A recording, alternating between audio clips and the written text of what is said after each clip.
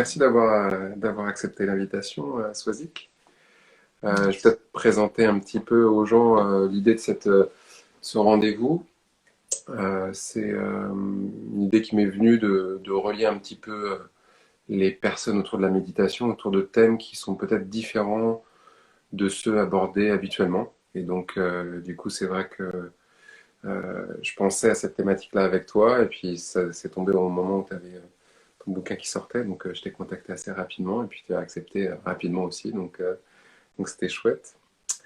Je vais me présenter un petit peu, et puis après tu vas te présenter aussi pour que les gens qui ne nous connaissent pas puissent faire connaissance. Moi, je suis Grégory Battista, je suis médecin, psychothérapeute, instructeur des programmes basés sur la pleine conscience, comme le MBSR et le MBCT. L'art aussi, on va dire, me touche parce que j'ai aussi une activité, on va dire, artistique. Je compose de la musique, j'écris. Et j'ai ouvert un centre à Montpellier qui s'appelle le Centre de Mindfulness de Montpellier, qui est donc un centre de soins basé sur la méditation pleine conscience. Voilà en résumé, pour pas faire trop long.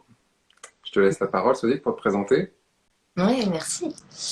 J'ai déjà envie de dire que je suis ravie. Ravie. Je trouve qu'il n'y a pas beaucoup de. Enfin, j'apprécie beaucoup l'initiative d'échanger entre méditants, en fait, finalement. C'est un peu ça l'idée, puis de voir comment ça peut nourrir les autres méditants et méditantes. Donc, je trouve ça très chouette. Et puis, bon, bah, c'est vrai que je suis aussi vraiment touchée par le côté un peu polymorphe de tes liens avec la méditation, que ce soit à travers le soin, à travers cette sensibilité artistique. Donc, ouais, c'est très chouette. Moi, je suis. C'est une bonne question. Non, c'est toujours compliqué de répondre. Euh, donc, je suis méditante, on va dire ça comme ça. On pourrait dire un peu vieille méditante maintenant, puisque depuis 20 quelques années, je suis tombée dans la marmite très jeune. J'avais 20 ans, là, je crois. Et, euh, et c'est devenu une trame de vie, en fait. C'est devenu une trame de vie, quelque chose qui me nourrit vraiment au niveau de l'élan vital, de pourquoi je fais ça. Et tant et si bien que par un ensemble de concours de circonstances, aujourd'hui je l'enseigne après être passée par la tradition il y a 20 ans, longuement. J'ai passé 7 ans dans un monastère de tradition bouddhiste, bien que ne me sentant pas bouddhiste en fait, hein, mais ça fait partie de mon parcours. Et puis après, j'ai découvert les approches laïques et aujourd'hui, j'instruis la méditation voilà, à toutes celles et ceux qui ont envie d'apprendre à méditer. Et puis aussi dans le contexte du soin, notamment auprès des soignants, des étudiants, des internes en médecine.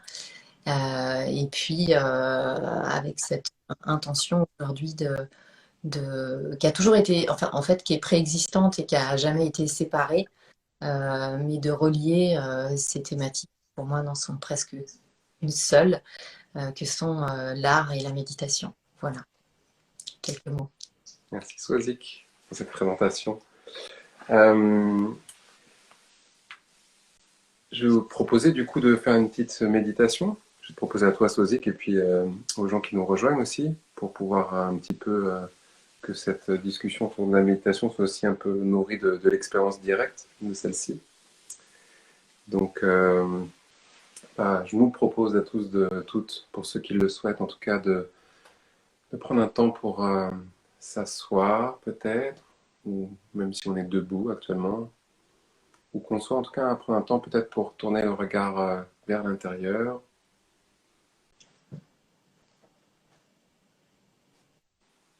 et peut-être prendre juste un temps pour ressentir la position du corps, la position dans laquelle nous sommes, en utilisant cette sensibilité profonde qui nous permet de ressentir le positionnement des différents segments du corps.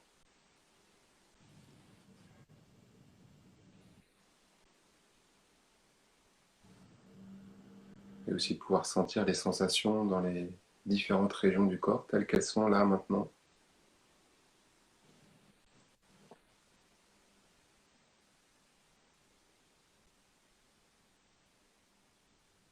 Comment se sent-on dans le corps là dans cet instant?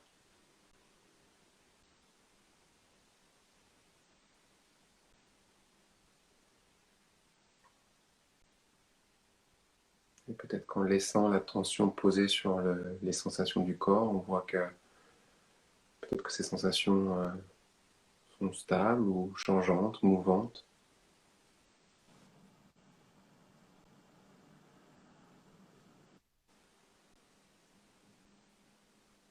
Une sorte de tableau vivant, juste là, juste en nous.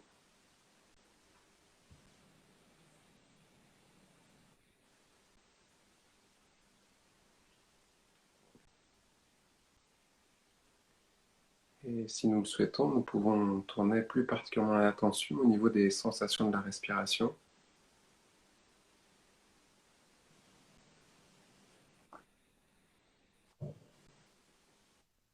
ressentant aussi ce tableau vivant du souffle dans notre corps, les sensations qui apparaissent de l'inspiration, se déploient, puis disparaissent, puis les sensations de l'expiration qui apparaissent, qui se déploient, puis qui disparaissent.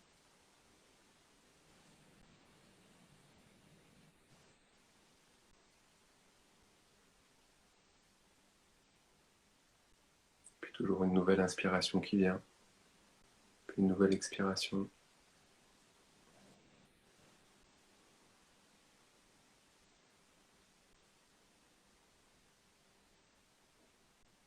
Comme une créativité infinie juste dans le souffle.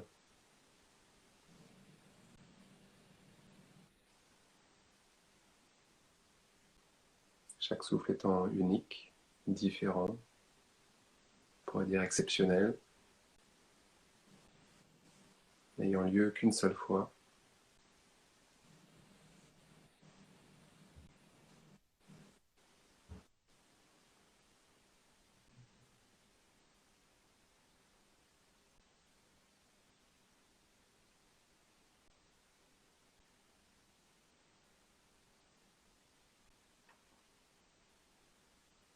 Pouvoir être présent du mieux que nous pouvons à chacun de ces souffles,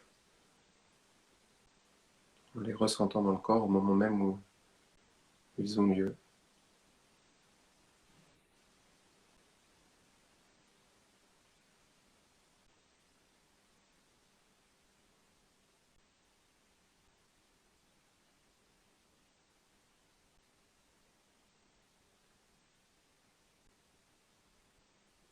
Et très probablement que malgré cette intention d'être présent à notre respiration, il y a des pensées peut-être qui ont traversé l'esprit, qui ont peut-être attiré notre attention, ou peut-être des sons autour de nous, peut-être encore d'autres choses.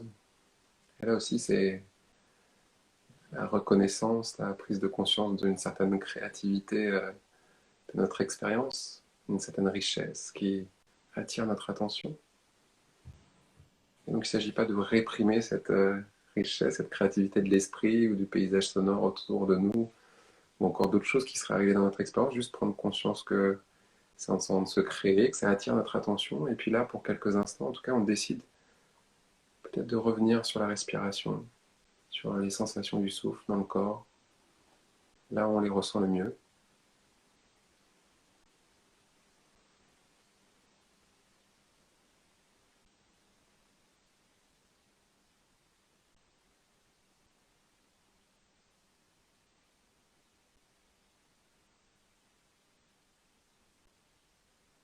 Pour quelques instants, on prête toute notre attention au souffle.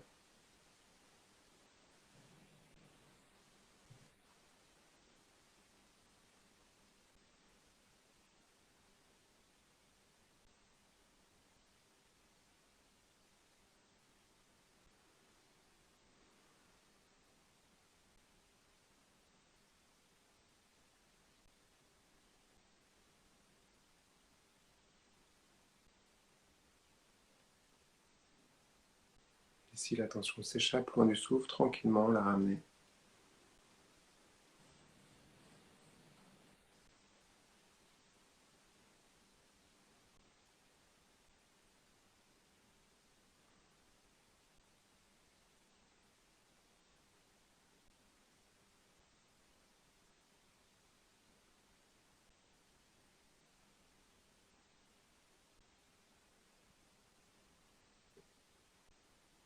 Et puis peut-être dans cette fin de pratique, juste prendre un temps pour reconnaître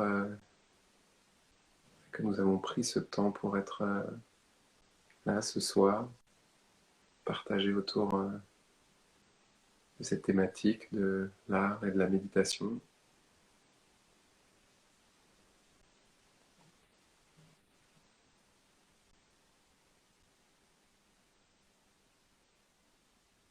Peut-être juste laisser cette question se poser en nous. Qu'est-ce qui nous touche dans cette thématique de l'art, de la méditation?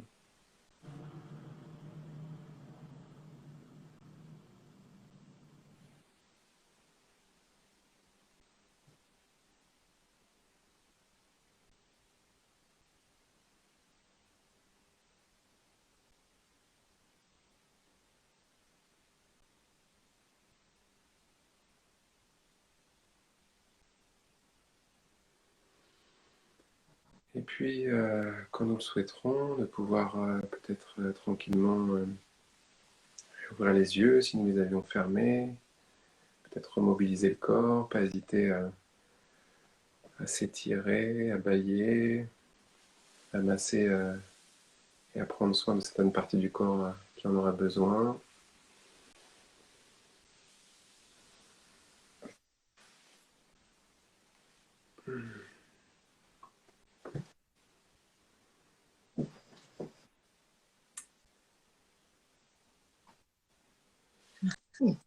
Merci, merci Solik, puis merci à tout le monde aussi qui ont rejoint cette pratique aussi. Sans transition, je vais présenter un petit ouvrage, un grand ouvrage, Méditer à travers l'art, sans œuvre pour faire l'expérience de la pleine conscience. Soisic Michelot. C'est le livre que tu viens de publier. Et je repensais à ça là, il y a quelques heures en me préparant, entre guillemets, en rouvrant ton bouquin, en me laissant feuilleter au hasard un peu ce qui me tombait sous l'œil comme ça. Et, euh, et je repensais à cette histoire que tu sais, ou que je t'ai rappelé récemment, mais qu'en fait, la première fois que j'ai trouvé ton nom, enfin, je suis rentré en contact avec toi, c'était il y a plusieurs années en arrière, et c'est fou d'ailleurs. J'étais pas encore instructeur de méditation, je méditais de mon côté, j'étais encore médecin hospitalier, et j'avais cette conviction que la méditation avait une connexion avec l'art, dans différents sens. Et je me souviens que j'avais tapé sur Google méditation, art, peut-être France, je sais pas. Et j'étais tombé sur la première page dans les résultats de recherche sur toi, en fait, sur ton site. Je crois qu'à l'époque, il y avait des photos et il y avait des haïkus aussi, parce que tu as publié des haïkus. Et, euh, et je me suis dit, waouh, c'est marrant. Quelques années plus tard, en fait, cette première petit épisode de discussion méditative que j'ai voulu mettre en place, bah, en fait, ça commence avec toi. Donc, il y a vraiment un fil rouge ou un fil blanc, je sais pas, qui relie cet instant, il y a quelques années en arrière, et puis cet instant-ci euh, qu'on partage là maintenant. Peut-être si ça te va pour les gens bah, justement qui ne te connaissent pas et puis qui ne connaissent pas ce livre-là encore, comment toi dans ce livre-là tu relis art et méditation, parce qu'il y a peut-être plusieurs façons de le relier, et toi comment tu l'as relié dans ce livre-là? Alors, je me lance, je tente. Parce que là aussi, tu vois, il y aurait plein de portes possibles. Comment je le relis dans cet ouvrage? Alors, peut-être la première chose à dire, c'est que dans mon expérience, mais ça va bien au-delà, l'art et la méditation, c'est deux sujets qui sont très interreliés. Notamment pour retranscrire l'expérience sensible, en fait. Parce que la pratique méditative, par définition, elle est invisible, enfin de l'extérieur, on voit quelqu'un d'assis dans une posture plus ou moins habituelle. Mais pourtant, l'intériorité méditative, elle est extrêmement vive. Et donc, il y avait cette phrase qu'on connaît tous, hein, l'essentiel est invisible pour les yeux. Et, euh, et donc, il y avait cette question de, tiens, si je devais décrire finalement ma propre expérience méditative, si je devais donner des images, comment je le ferais en fait? Et est-ce que j'utiliserais, ça c'est pour la blague, mais est-ce que j'utiliserais un peu les poncifs qu'on trouve sur Internet, tu vois, euh, soit le poncif qui allait, soit des femmes en petite tenue devant le coucher de soleil, et tu vois, ça rencontre pas du tout mon expérience. Et donc, il y avait cette question de comment je représenterais cette plongée en soi-même, cet intérieur méditatif hyper vivant, foisonnant, contrairement peut-être à certaines représentations, peut-être là, d'autres poncifs d'austérité, qui ne sont pas toujours justes non plus. Et, euh, et là, ça a été comme une évidence qu'en fait, on avait un répertoire visuel extrêmement riche en plongeant simplement dans l'immensité du répertoire artistique, quelle que soit l'époque et quelles que soient les géographies. Mm. Et donc là, dans le livre, l'intention, c'est vraiment un musée imaginaire. Le fil rouge, c'est la méditation, avec comme des galeries ou des arborescences, puisque pour moi, la méditation est un sujet qui reste toujours verbalement extrêmement difficile à définir, Mm. tant il y a de façons de le dire, tant il y a de façons de l'exprimer ou de le taire d'ailleurs. Et, euh, Et donc, c'est un peu un musée imaginaire avec des sous-galeries, donc celle des pensées sous différentes formes, celle du silence, celle des... voilà, donc on va...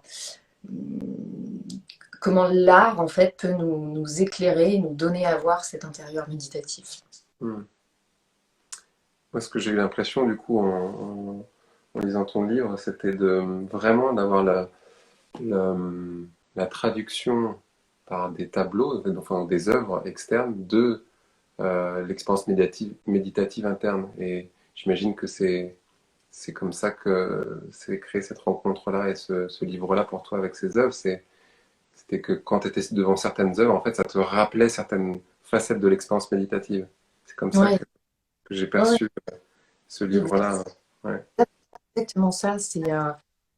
Puis il y a plein de correspondances. Effectivement, je suis sortie d'une retraite assez longue en 2008. Et depuis 2008, j'archivais comme ça des images qui me touchaient, mais sans jamais avoir un processus analytique de voir, mais en fait, qu'est-ce qui fait lien entre toutes ces images? Et puis quand cette question est arrivée, tu sais, comme une question qui vient dénouer quelque chose comme ça, qui vient... Mm. Et cette question de, tiens, comment je donnerais à voir la richesse de l'intérieur méditatif, ben, tout d'un coup, ces petites archives, qui étaient un peu des petites archives du cœur, très personnelles, Mm. je me suis rendu compte qu'il y avait comme un fil rouge qui traversait toutes les images, et que ce fil rouge, en fait, c'était le monde de l'esprit, le monde de la Mm. conscience. Euh, et voilà, et un souvenir aussi, c'est beaucoup plus jeune, avant de rencontrer la méditation, j'ai eu comme nous toutes et tous, hein, quelques chocs artistiques. Et parmi eux, j'ai vraiment un souvenir très fort devant une toile de Marc Rothko. C'était en 97, lors d'une rétrospective. Je connaissais assez peu.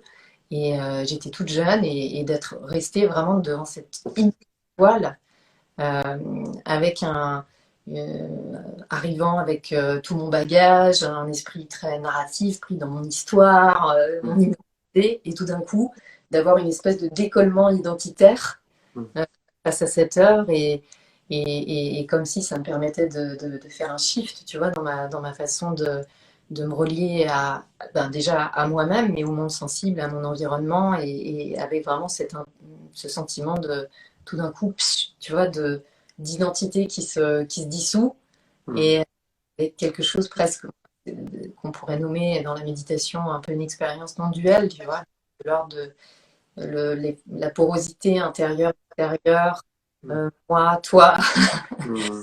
euh, qui disparaît, et puis le sentiment de faire partie d'un tout. Et c'est des expériences très, très fortes qu'après j'ai retrouvées dans la pratique de la Mm. méditation. Donc, moi, c'est un peu comme un jeu de correspondance.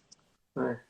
Et c'est intéressant parce que ça me fait penser à cette histoire de Rothko, d'ailleurs, un nouveau fil rouge dans nos rencontres. Euh, sur un art non figuratif, un plus abstrait en fait, il y a quelque chose peut-être du domaine du. Tu en parles aussi un peu dans ton livre, des koans, quoi. Il y a quelque chose qui met un peu à l'arrêt l'esprit analytique. Mm. Pas forcément, parce qu'on peut essayer de comprendre, on peut essayer de parler sur Rothko. Moi, je pense beaucoup, moi, c'est Soulage qui me touche. Puis j'ai la chance d'avoir des tableaux au musée Fabre à Montpellier, donc je peux y aller régulièrement, mais où là, il y a un arrêt en effet de peut-être du discours intérieur, mental, et que du coup, il y a un autre espace qui s'ouvre de perception ou d'être. Et c'est vrai que j'ai l'impression qu'il y a quelque chose d'assez commun dans l'expérience que tu Mm. as vécue avec Rothko et avec ce que moi je perçois ce que ça me fait rencontrer l'étoile de Soulage. I can forget the way you left us, flying like a bird, like a rare bird. But I don't have to regret. Is it the last thing I should get?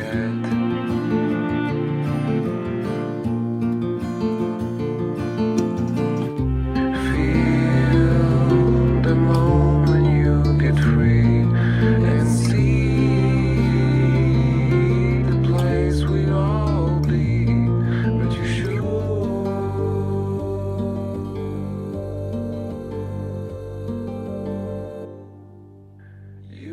Je voulais dire aussi que j'ai bien aimé ton livre. Justement, tu parlais des clichés sur la méditation avec, tu sais, les plages, avec en effet une fille assise devant un coucher de soleil, et puis ou des photos avec des galets les uns sur les autres, enfin bon, tout ça. Et j'ai beaucoup aimé ce parti pris dans ton livre, justement, de commencer directement, assez rapidement, sur le fait que bah, quand on va méditer et qu'on va commencer à méditer, ça va être un peu challenge, quoi. Hein, et que donc, du coup, c'est pas trop la plage de Galets, mais c'est plutôt un truc comme ça dans nos têtes, avec cette œuvre de South de Seren Bulbin. Je sais pas si je le prononce bien, mais voilà, quoi, que ça se passe plutôt comme ça dans nos têtes quand on commence à méditer. Et ça, j'ai beaucoup aimé le fait de ne pas lisser l'image de la méditation, parce que là, c'est pas lisse, il y a des vagues, tu vois, c'est pas la mer calme, c'est plutôt la mer agitée. Et je trouve que c'est chouette de commencer par ça, parce que ça normalise aussi, du coup, l'expérience de tout un chacun de la méditation quand on Mm. commence, et puis même quand on continue, ça peut rester assez agité. Je peux le dire. On peut le dire, ouais. Et ouais, donc ça, j'ai beaucoup aimé. Et puis après, il y a plein de choses, plein de chouettes choses. Il y a aussi ce que tu, en fait, parce que donc il y a ces tableaux, tu relis aussi ces tableaux à l'expérience méditative, et puis il y a aussi ce que tu écris. Et alors moi, je vais juste dire un truc que tu as écrit à un moment, parce que je trouve ça chouette aussi, tu vois. Il y a la méditation, il y a les tableaux, et puis il y a aussi ce que tu as écrit, tu vois.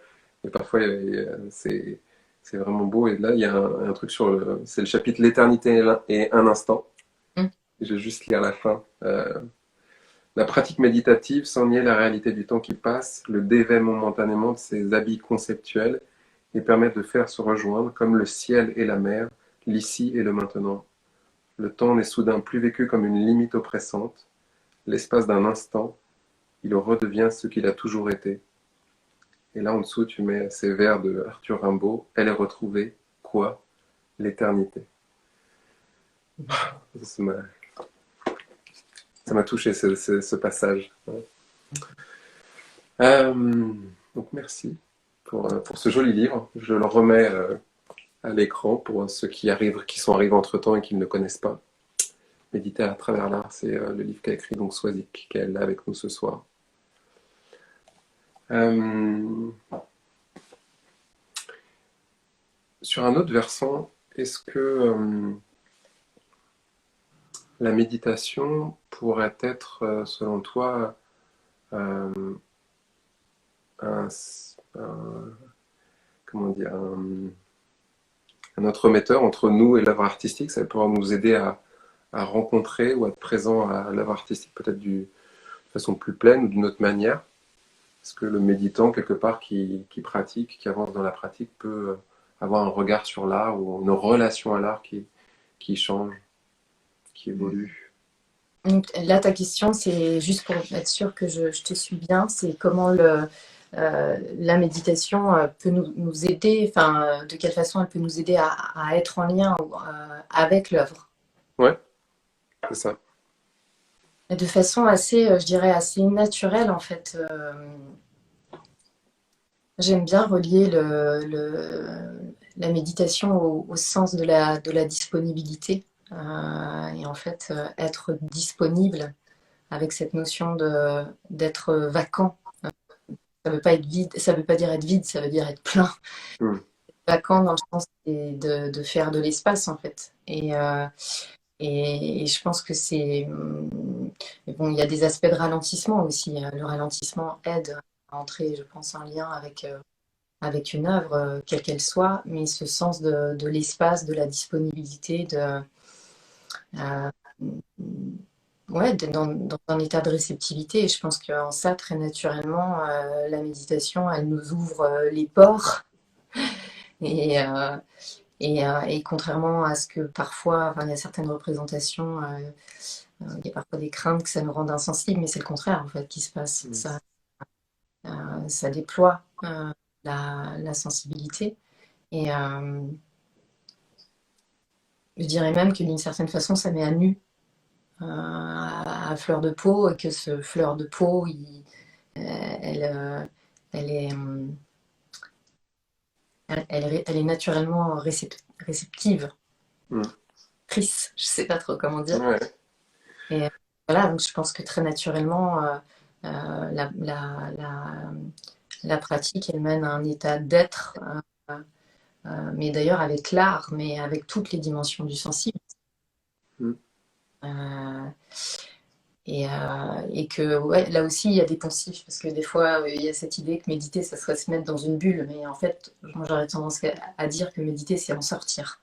Mm. C'est parce qu'on est, enfin que je suis dans une bulle, dans la bulle de mes concepts, dans la bulle de ma colère, dans la bulle de ma connerie, dans la bulle de... Mm. Et que méditer, c'est plutôt percer la bulle pour être en relation. Euh, et en ça, naturellement, oui, je pense que ça relie aux œuvres artistiques, là aussi d'une façon probablement moins analytique, en fait, sans forcément... enfin, ça peut être très intéressant de comprendre intellectuellement une œuvre. Mm. Je pense que la méditation, la sensibilité, on va dire, ou l'acuité méditative peut nous permettre peut-être de nous relier de façon plus corporelle, plus corporelle. Mm. Ouais, moins conceptuel, moins intellectuel. Mm. Ouais, tout à fait.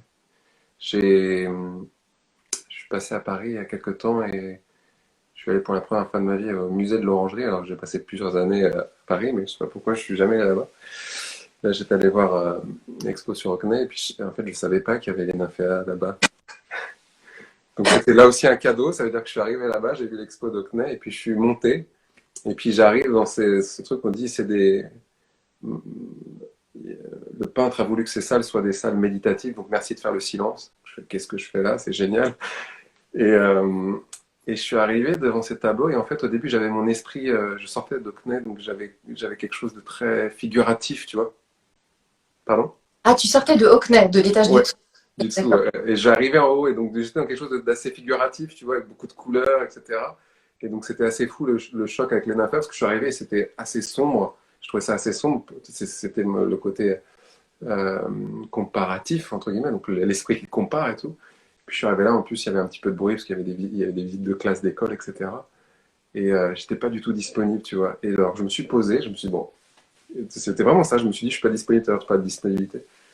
J'ai fermé les yeux, j'ai médité, je me suis réancré dans le corps, tu vois, le souffle, etc. Puis après, j'ai rouvert le regard comme ça, tu vois. Et là, j'étais face à un flou, quelque chose que je comprenais pas, tu vois. Et en fait, j'avais pas besoin de comprendre, parce que la pratique m'avait aidé à lâcher, c'est juste être dans le ressenti, je vais dire rétinien, tu vois. et puis après que ça passe, parce que finalement l'œuvre on la voit, et puis après il se passe quelque chose ou pas à l'intérieur de nous, quoi. Donc il y a quelque chose d'assez informe qui se passait en moi, et j'étais vraiment dans une relation très sensorielle à l'œuvre. Et puis en fait, je commençais c'était rigolo parce qu'il y avait mon esprit analytique qui essayait de comprendre à un moment, attends, elle est où la fleur, elle est où ça c'est un reflet ou c'est autre chose, etc. sur l'eau. Et donc je voyais mon esprit qui essayait de savoir, et puis il y a des moments où c'était pas grave de pas comprendre ce qui se passait dans le tableau. Et puis en fait, du coup, il y avait quelque chose de très mouvant dans le tableau. Et j'étais vraiment, j'avais pas pris de drogue ou quoi que ce soit, mais il y avait vraiment quelque chose qui était très psychédélique, ou en tout cas très sensoriel, et très mouvant en fait. Alors que c'était un tableau, c'est un tableau qui de fait ne bouge pas visuellement, tu vois, en tout cas physiquement parlant, Mm. mais corporellement, émotionnellement parlant, et puis ouais, dans la perception visuelle, il y avait quand aussi ce côté vaste aussi de l'œuvre qui fait que tu balayes du regard l'œuvre, et que probablement il y a des choses aussi qui se passent dans ce mouvement-là. Et, euh, et donc à ce moment-là, je me suis dit, merci la pratique méditative. Parce qu'en effet, c'était une histoire de me rendre disponible à. Parce que je passais vraiment d'un autre type, enfin, d'œuvre d'art, tu vois, à celle-ci, là. Enfin voilà, je recommande à tout le monde qui ne connaît pas encore, ou qui ne l'a pas vu depuis longtemps, ou qui a développé une pratique méditative depuis, peut-être de pouvoir aller méditer dans ce musée de l'Orangerie là, avec ses nymphéas, parce que c'est une belle expérience quand même. Tu vois, ça fait encore un recoupement parce que ouais, ça serait une idée, justement, très précisément. Ok. Toi aussi, tu as des idées comme ça? Est-ce que tu veux que je partage un petit texte sur la disponibilité? Oui, avec plaisir. Donc le quiz, c'est de trouver l'auteur, mais je sais que dans les gens qui nous regardent, il y a des gens qui savent, parce que je l'ai déjà, donc ces personnes-là, ils n'ont pas le droit de le dire. Lorsque tu arrives en retraite, tu commences par une marche silencieuse. Le maître donne le... Tu rentres ainsi peu à peu en état de méditation. Le temps s'installe dans ton corps. C'est un peu comme quand tu vas sur la tombe, sur une tombe dans un cimetière. Ce n'est pas au moment où tu arrives sur la tombe que tu commences à te recueillir. Ça commence petit à petit. Quand tu prends la décision d'aller au cimetière, quand tu achètes des fleurs, quand tu passes la porte du cimetière, tu te laves de tout pour être devant la tombe du bien-aimé. Tu rentres progressivement en toi, tu fais de la place, tu te mets en état de disponibilité. Tu fais silence, puis enfin, tu peux entrer en méditation. À Shaolin, tout se passe assis dans la position du lotus. Moi, je ne peux pas à cause de l'état de mes genoux. Je me suis assis simplement, sans bouger et sans aucun besoin de bouger. J'étais mort en arrivant là-bas la première fois, cassé de partout, à cause du décalage horaire, à cause de mon rythme de vie. Je n'ai pas vu passer les 3 heures qu'a duré cette méditation immobile. J'en suis sortie comme après une très longue nuit de sommeil plus reposée que jamais. Elle avait absorbé tous mes poisons. Dans la méditation, tu te débarrasses de tout ce qui t'encombre. Tu te mets en état de disponibilité. Là, tu peux enfin t'élever et espérer te distinguer de ta connerie. C'est fascinant ce que tu peux apprendre comme ça. Non, pas apprendre parce que moi j'apprends pas, mais ressentir les choses qui sont en toi. Voilà. Alors, le quiz. Yes. Un texte de Gérard Depardieu. Ah, ok. Excellent. Mm. Et je trouve ça intéressant parce que voilà, là aussi ça coupe un peu avec les représentations Mm. du méditant sans cheveux et en top. Mm. Ouais, comme nous, quoi. Ouais, c'est ça. Et ouais, voilà, c'était pour raisonner sur la disponibilité. Mm. Merci. Disponibilité. Euh, on essaie un petit peu de faire le tour de méditation et art. On a déjà vu avec ton livre le côté comment l'art peut refléter ou relier l'expérience méditative interne, l'expérience interne du méditant. Comment la méditation peut nous rendre aussi plus disponibles pour rencontrer l'art lui-même. Et peut-être euh, est-ce que ou comment la méditation pourrait nous rendre, j'ai envie de dire, plus artistes ou plus créatifs? Enfin, est-ce que tu penses qu'il y a quelque chose qui se joue dans ce sens-là, toi? Ouais, Tu peux dire bah, non, hein. non, non, mais à plein d'égards. Je pense même qu'une des définitions possibles de la méditation, ça serait une invitation à la créativité en tant que telle. Mm. Il est question, même traditionnellement, en fait. Traditionnellement, on parle de. En fait, être éveillé, c'est s'affranchir de de tous ces conditionnements. Et donc, là, si on revient vraiment à la source, et donc ça demande beaucoup de créativité, de sortir de nos automatismes mentaux, comportementaux. Euh, donc, sortir de certaines de nos tendances. Et donc, en réalité, la méditation, je pense que, en tous les cas, moi, elle m'invite à une créativité permanente. D'ailleurs, souvent, j'en manque assez largement. Et il y a aussi, bon, dans le programme MBSR, on parle de répondre, d'apprendre à répondre plutôt que réagir aux situations. Mais là aussi, c'est un champ de créativité qui est immense. Répondre plutôt que réagir, il peut s'agir de choses très simples comme apprendre à se taire ou apprendre à parler. Ça touche à toutes les dimensions de nos existences. Et c'est un champ de créativité sans limite et paradoxalement sans œuvre. Mm. Tu vois? Mm. Donc, je pense que la méditation, c'est un art, enfin, c'est une œuvre qui s'écrit. Enfin, la vie dans la méditation, c'est une œuvre qui s'écrit instant après instant. Mm. Il y a un certain nombre de ratures, mais aussi comme dans une Mm. œuvre, Ouais, tout à fait. justement. Et puis, Mm. il y a l'invitation à la créativité, il y a aussi, ben, bien sûr, et ça aussi, c'est des instructions qui sont très anciennes, mais de cultiver le regard du débutant. Et Dieu sait si, dans mon expérience, c'est compliqué. Parce que Mm. comme c'est joli de dire, ah ouais, il faut avoir un regard frais, Mm. neuf, Mm. mais c'est super difficile. Mm. C'est une vraie pratique en telle, euh, presque aussi de revenir à l'aspect phénoménologique de la vie. En fait, moi, souvent, je suis très prise dans l'aspect narratif, problématique, analytique, et d'apprendre à revenir vraiment au mystère de ma respiration, comme tu nous as invité tout à l'heure, au mystère du fait de pouvoir entendre, euh, euh, euh, sentir, goûter, euh, euh, mystère du fait que là, tout de suite, il y a des sons qui sont véhiculés par des petites vibrations dans ma gorge et que ce truc, ça va jusqu'à dans un écran et puis hop, ça arrive jusque dans tes oreilles, il y a des petites ondes qui se baladent, paf, qu'on appelle le tympan et le cerveau fait je sais pas quoi et paf, et que ça te fait sourire. Mm. Et qu'en même temps, la Terre tourne autour du Soleil et qu'on est en train de flotter dans un espace sans limite. Ouais. Et voilà, moi, c'est vraiment cette dimension presque primitive du vivant, je la perds très, très souvent. Et Mm. donc, le débutant, bah, là aussi, c'est un champ de créativité. Mm. Euh, c'est, je pense, un artiste que je cite dans le livre qui a un nom coréen que je ne veux pas abîmer. Mais il crée rien, en fait. Il y a des arbres présents, il choisit d'ailleurs pas forcément les plus beaux. Mais ce qu'il fait, c'est que derrière, il met des draps blancs, donc des immenses installations. Et avec donc, en fait, la création, c'est pas de créer, enfin, dans sa démarche, c'est de donner à voir ce qui est déjà. Mm. Euh, et j'aime beaucoup, ça s'appelle des portraits d'arbres. Et ouais, je trouve que c'est très méditatif dans la démarche de voir le préexistant, en fait. Mm. Et donc, ouais, c'est créatif en ce sens, c'est créatif dans le sens de sortir du cadre. Là aussi, on retrouve ça sous cette forme dans le programme MBSR. Donc là, c'est un peu des mots tout faits, ça peut être un peu injonctif, mais qu'est-ce que c'est sortir du cadre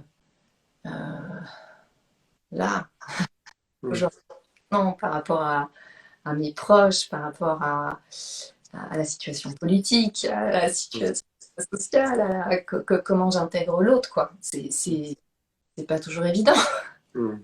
dans mon expérience. Donc, euh, ouais, pour moi, ouais, c'est un champ de créativité immense. Et puis après, Mm. Et la question, ça peut être aussi, et je ne sais pas si tu veux aller là, mais c'est aussi comment ça peut nous rendre créatifs, peut-être aussi à un niveau peut-être aussi plus artistique.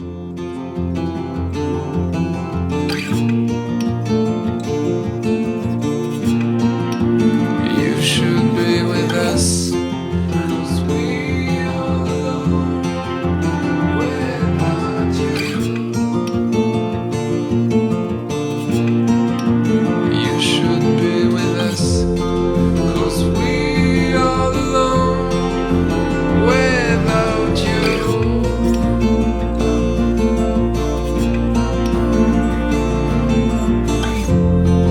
'Cause we are alone.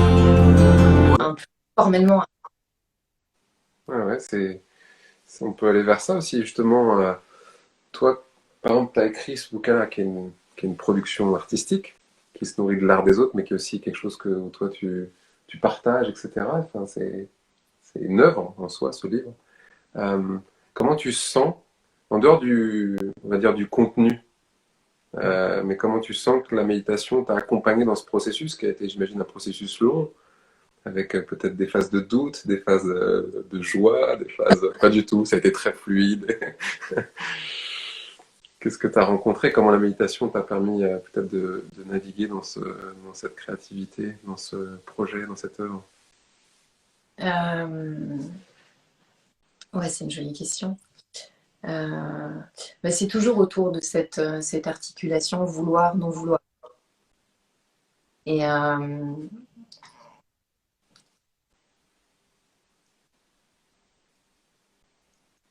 en fait, pour moi, la méditation, j'espère que ça répondra à ta question, mais c'est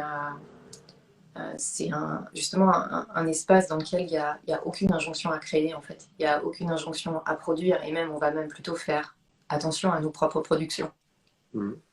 mentales, réactivité. Et pour moi, la méditation, c'est le lieu de l'espace. Et du coup, de par cet espace, c'est le lieu du mouvement. Et du coup, c'est aussi le lieu des émergences, en fait. Et il n'y a pas grand-chose qui soit dans ce livre, mais j'ose imaginer que ça recoupe beaucoup de processus créatifs euh, qui soient de l'ordre d'une délibération, d'une volition, d'une volonté. Ah tiens, je vais faire ça. Tu vois, Mhm. c'est plutôt tout d'un coup, il y a quelque chose Mhm. qui apparaît, et après le travail commence. Mhm. Et la méditation, bien entendu, elle m'aide constamment. Euh, Enfin, c'est pas qu'elle m'aide, c'est qu'elle permet en fait. T'as encore la disponibilité Ouais, à ce qui émerge là. ouais, ouais, exactement. Et puis c'est aussi que ça émerge d'une certaine façon un peu indépendamment en fait. C'est à la fois moi et pas moi. Enfin, je sais pas comment dire. Mhm. Mhm. Euh, et, et donc ça m'a accompagnée dans ce processus de prendre au fur et à mesure ce qui émerge et puis ce qui à nouveau bloque, fige, se Mhm. crispe dans le mouvement. Et puis ben là, la méditation m'a aidé aussi, je sais pas combien de fois, à lâcher le morceau, quoi. À me dire, ok, là c'est bon, j'arrête d'écrire, j'arrête de chercher la fin du chapitre, Mhm. une résolution au problème, je laisse tomber, je suis coriace, hein. Mhm. J'ai pas la lâche facile. C'est intéressant, ouais. Moi dans mon processus, souvent je fais un peu de musique et, j'ai vraiment l'impression que ça permet en effet de contempler un petit peu comme c'était un peu l'idée aussi de la méditation guidée au début de cette session, c'était de voir en fait ce qui naturellement en fait est créatif en soi et tout ce qui émerge spontanément comme idée, comme impression, comme émotion, etc. Et comment être juste un canal assez libre par rapport à cette sortie de cette créativité intérieure et qu'en fait, enfin, on va avoir justement, là, c'est le côté un peu bienveillant, en tout cas accueillant ou non jugeant qu'on entraîne dans la pratique, c'est comment pouvoir laisser sortir ce qui est là, malgré nos jugements de, ah, c'est peut-être pas génial, peut-être que je pourrais faire mieux, ou peut-être que. et de pouvoir avoir cet espace de disponibilité par rapport à cette créativité naturelle qu'on a tous en fait. Euh, je trouve que ça c'est un axe intéressant. Et après moi il y a un autre axe aussi avec lequel je joue beaucoup, c'est l'axe du temps en fait et de l'agenda et des choses à faire, et de la to-do list quoi, qui a tendance à nous envoyer enfin nous pas laisser le temps d'être créatif en fait, parce que la créativité, une des choses qu'on sait, et puis les neurosciences le prouvent, c'est que c'est relié à l'ennui quoi. C'est relié à un temps, enfin, ce qu'on appelle l'ennui, parce que après on pourra discuter de ce qu'est l'ennui, mais voilà, de cet espace où on arrête de faire, quoi. Et du coup, il y a la disponibilité pour qu'il y ait cette créativité interne qui puisse, interne ou externe, mais cette créativité qui puisse prendre place et trouver sa place aussi, en dehors de nous. Donc, Ouais, moi, ouais. moi, c'est quelque chose, en tout cas, que la pratique me permet de bien rester au contact de ça, de cette besoin de disponibilité aussi interne, mais aussi externe, entre guillemets, en donnant du temps à ne rien faire pour pouvoir être au contact de cette créativité et de lui laisser de la place, quoi. Et c'est vrai que dans un mode de vie, on peut être dans le faire voilà, dans quelque chose de matériel, d'un résultat à la fin, peut-être dans l'efficacité, la productivité. C'est vrai que l'artistique, pour le coup, c'est l'inverse. En tout cas, c'est un espace différent et je trouve que la méditation, elle l'aide à connecter à cet espace. À cet espace. Et c'est vrai que chez les participants des MBSR, souvent, je sais pas toi dans tes groupes, j'imagine aussi, mais tu vois des choses apparaître de créativité assez simples, hein. Ça peut être une coiffure, un maquillage, des habits qui changent, ou les gens te... Moi, je me souviens d'une participante qui disait on est allé faire telle balade à tel endroit avec mes enfants, et puis en fait, à un moment, il y avait un champ, et puis en fait, il y a des barbelés qui empêchaient le passage. Et en fait, il y avait un espace suffisant pour passer sous les barbelés. Du coup, je passais en dessous, je me suis allongé, ça a fait rire les enfants, ils m'ont suivi, etc. Tu vois. Mm. Alors que c'était pas un exercice proposé dans le MBSR, tu vois, de passer sous les barbelés. Mais je trouve que c'est une belle image de Ouais, ces barbelés qui y a autour de nous et qu'on se dit, bah, en fait, je vais pas passer là. Là, si, c'est la sortie du cadre, tu vois. Et que d'un coup, hop, tiens, on passe par là. Et puis là, on découvre un nouveau monde. Et puis ce monde, il est peut-être créatif, il est peut-être artistique. Et, euh, et voilà, moi, c'est vraiment quelque chose. ouais, je le relis. Enfin, ouais, je résonne beaucoup avec tout ce que tu nommes et aussi cet espace de permission en fait pour créer d'une certaine façon, Mm, passer sous les barbelés et d'aller courir dans un champ de coquelicots quoi. C'est mm, c'est ça. cette idée de d'ennui en fait. Le livre en l'occurrence, euh, je l'ai écrit en majeure partie en retraite en fait. Alors ce que j'appelle retraite, c'est le fait de me dire ok, je pars, Mm, je bloque du temps, qui sont justement des espaces de vacances un peu de vacances, pas dans le sens de vacances à la plage, hein, de vacances au sens de temps vacant. mm, Euh, et justement, s'il n'y a pas cet espace ce temps pour faire de l'espace, effectivement, je peux vraiment avoir ces automatismes de toujours faire plus. mm, En fait, cet espace, d'une certaine façon, il me fait peur. Cet ennui, il me fait peur, il me confronte. Je sais jamais, tu sais, je sais jamais ce qu'on va trouver à l'intérieur. mm, Et donc, du coup, c'est comme une façon. Et donc, je pars seule. Et j'ai écrit le livre dans ce contexte-là, et avec la pratique qui aide à se relier à une forme d'élan vital, en fait. Je sais pas comment dire. Et si cet élan, il n'est pas nourri, il y a quelque chose qui se fane un peu. Euh, et la méditation me rattrape d'une certaine façon quand j'oublie ça. Euh, mm. et ouais, et puis ce que tu nommes aussi par rapport à l'ennui, ouais, c'est aussi d'aller se coltiner son ennui. Moi, je vois l'ennui un peu comme un sas assez flippant où il y a des espèces de sensations de malaise, d'insuffisance, de j'en ai pas assez, il me faut plus, Mm. je vais exister plus, je vais être plus, ou je sais pas, et puis c'est comme un deuxième souffle, tu sais, comme quand on court, où Mm. il y a quelque chose qui tout d'un coup s'apaise et libère, et, il libère un espace de créativité. Ouais. Mm. Mm. Ouais, tout à fait. Faut-il se laisser le temps de rester un peu avec l'ennui, quoi. Plus que 2 minutes. Mais Ouais, ça, c'est vraiment une expérience.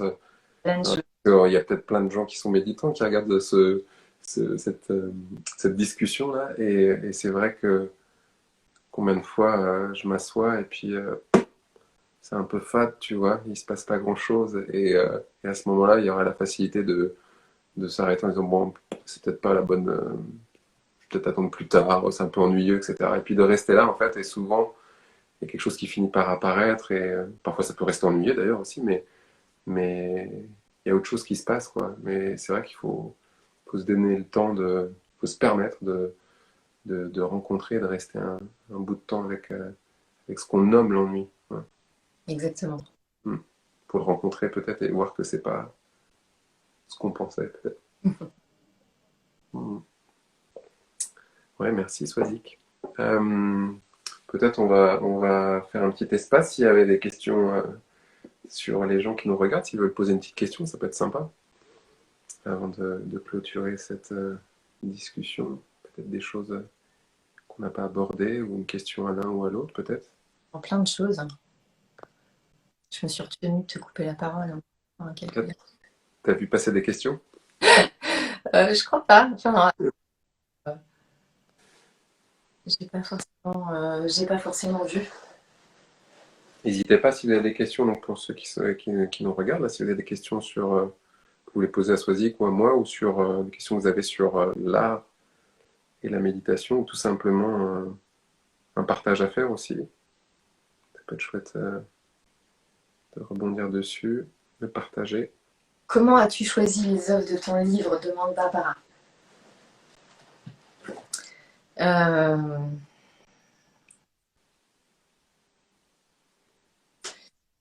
Certaines d'entre elles étaient comment dire, de vieilles sources d'inspiration.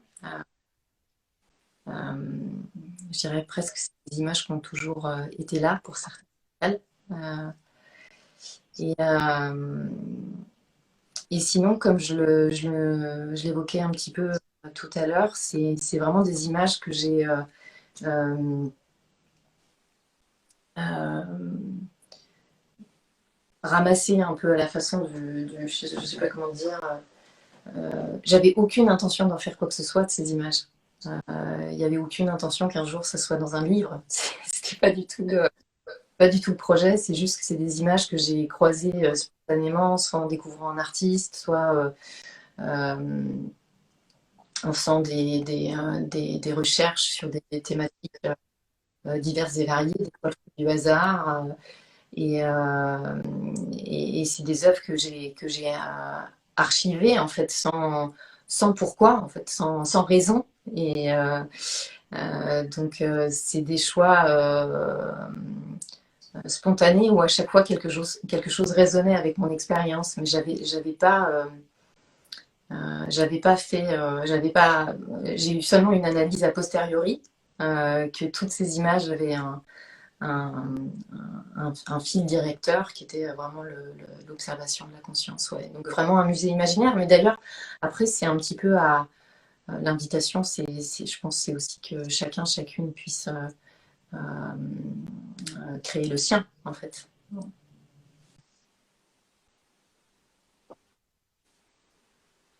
Est-ce qu'il y a d'autres questions du coup?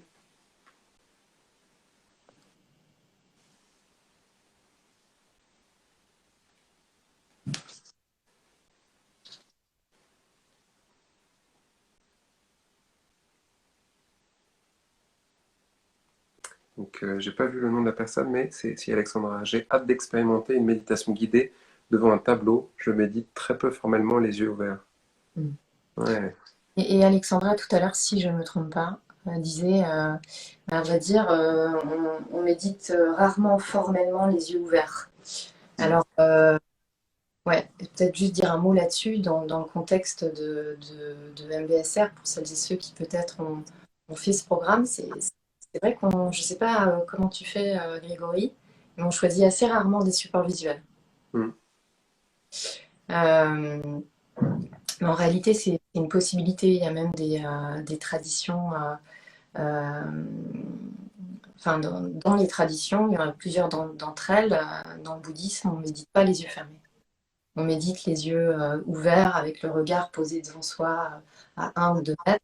Et puis, il y a même, on peut même méditer sur un objet extérieur, tel qu'un verre d'eau, tel que n'importe quoi, en fait, un nœud de bois dans un parquet qui va nous servir de support primaire. Et dès que l'attention se barre dans des interprétations sur ce que je suis en train de voir, que tout d'un coup, oh, je vois un petit renard dans le bois, il part dans les bois ou autre, tu vois. Tout l'esprit qui est arborescent ou qui décroche carrément du point qui est regardé. C'est le support visuel est super est très intéressant pour méditer. Et puis, effectivement, il y a plein de choses à imaginer. On pourrait vraiment méditer devant certaines œuvres directement. Mm. Faire des supports visuels directs. J'avoue que ça fait partie des projets qui me tentent bien, c'est de pouvoir proposer ça sur notamment des œuvres de soulage là, localement. Donc, j'espère que ça pourra se faire un jour, mais c'est vrai que il y a la question, peut-on méditer, peut-on faire une méditation les yeux ouverts face à une contemplation de paysage? Je crois que c'est un peu toujours risqué de répondre à ces questions parce que ça veut dire qu'est-ce qui est ou pas de la méditation quand on contemple un paysage, et je crois que c'est peut-être plus la curiosité de voir tout ce qui se passe dans l'expérience au moment où on regarde un paysage ou un tableau, en fait, à quel moment on part dans l'explicatif, l'analytique, le cérébral, comment on peut revenir au corps et comment voir comment l'œuvre ou le paysage impacte l'expérience corporelle, émotionnelle, enfin, d'être comme en méditation dans une certaine attention à ce qui se passe en nous. Et là, avec un nouveau plan dans l'expérience qui est l'expérience visuelle. Avec plaisir devant les œuvres de Soulage Elian. Oui, avec plaisir, Elian. Je te tiens au courant quand ça se fait. Tu diffuseras cette info. Tu as répondu, du coup, merci. De rien, Funky Turtle. Ok. Bon, on va peut-être s'arrêter là, du coup. Ouais.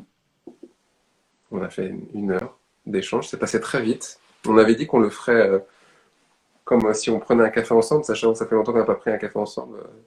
Avec toutes les difficultés actuellement de faire du présentiel, et on a moins de lieux de rencontre où on pouvait se rencontrer dans des retraites ou des formations, etc. Ou autour d'un café, et c'est vrai qu'il y a eu moins d'opportunités, donc c'était une opportunité aussi de se reparler un petit peu, Swazik, donc merci, c'était très chouette autour de cette thématique en plus. Je vais faire comme dans les émissions de télé, tu sais, je finis par, et je vous rappelle, le livre de Swazik Michelot, Méditer à travers l'art, qui vient de sortir c'est Albin Michel. Je fais ça bien. Je suis en train de défendre un poste pour animateur télé, j'ai l'impression. C'est la petite librairie. La petite librairie méditative. Mon Dieu, à toi. J'ai pas entendu ce que tu as dit, pardon, ça a coupé, Swazik. Je disais merci aux personnes qui étaient avec nous. Et Ouais. un grand merci à toi, je trouve ça vraiment, vraiment chouette. Merci à toi, Swazik, et puis merci à tout le monde. Et je pense je vais essayer à la fermeture de ce live de le laisser en replay quelques temps sur l'Instagram du coup du centre de mindfulness de Montpellier. Comme ça, les gens pourront le regarder à posteriori aussi. Je vais prier pour que ça fonctionne au moment où on va arrêter cette diffusion. C'est la première fois qu'on le fait, donc on verra. Juste pour dire aussi que je crois que tu proposes des séances aussi online, non? Des séances de soutien sur Zoom ou quelque chose comme ça. Ça arrive, ouais, des ateliers découverts, des ateliers de soutien. Envie de proposer, il y a peut-être des personnes parmi les gens qui sont avec nous ce soir qui auraient plaisir à venir méditer à tes côtés, bien online, et voilà, enfin, tout ce qui peut soutenir dans la pratique. Je trouve que c'est une super belle occasion d'être avec ça. Ouais. Pour se Et pareillement, Swazik aussi propose des choses de ce type-là aussi via online. Et donc voilà, c'est bien aussi pour ceux qui me connaissent de naviguer aussi avec d'autres instructeurs, et je vous la recommande. Merci Laurent. La méditation est un art propre à chacun. Un grand merci à vous deux. C'est une belle phrase pour conclure cette session. Ok, bon, bah, bonne soirée à tous. Bonne soirée, Swazik. Ciao, ciao, merci. Ciao, à bientôt. À bientôt. Ciao.